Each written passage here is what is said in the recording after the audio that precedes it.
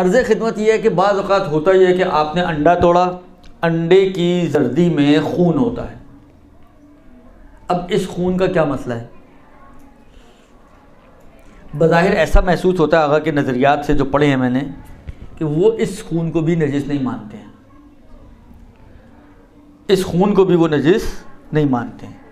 لیکن بالآخر خون پینا بھی خود حرام ہے نا. دو چیزیں، ایک نجس ہے، بعض چیزیں نجس نہیں ہیں اس کے باوجود بھی ان کو کھا پی نہیں سکتے. مثلا مٹی نجس نہیں ہے، درست، مگر کھانا پینا حلال نہیں ہے، اس کا حرام ہے کھانا، اس کو مٹی کو کھانا. یا اور بھی بہت ساری ایسی چیزیں آپ کو ملیں گی کہ جو ممکن ہے نجس نہ ہوں لیکن کھانے کی بھی شریعت ان کی اجازت نہیں دیتی ہے.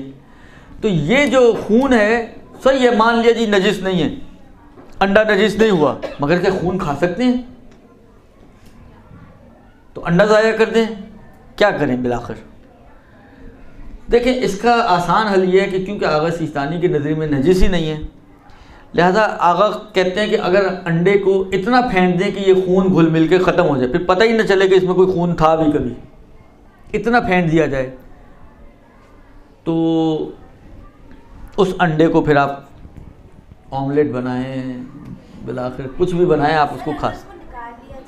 نکال لیا جائے تو نکال بھی سکتے، کیونکہ نجس تو نہیں ہے آقا کے نظریے میں. آپ نکال کے پھینکنا چاہیں اتنا سا تھوڑا سا نکال کے پھینک دیں، تھوڑا سا انڈا کم ہو جائے گا، لیکن اس میں تھوڑا سا انڈا بڑھ جائے گا خون کی مقدار جتنا، درست. لہٰذا یہ نظریہ آقا کا کہ اس خون کو اگر کوئی نہ پھینکنا چاہے تو وہ اس کو پھینک دے، انڈے کو اتنا پھینک دے کہ یہ خون گھل مل کے ختم ہو جائے، تو پھر وہ اس انڈے کو استعمال کر سکتا ہے، درست.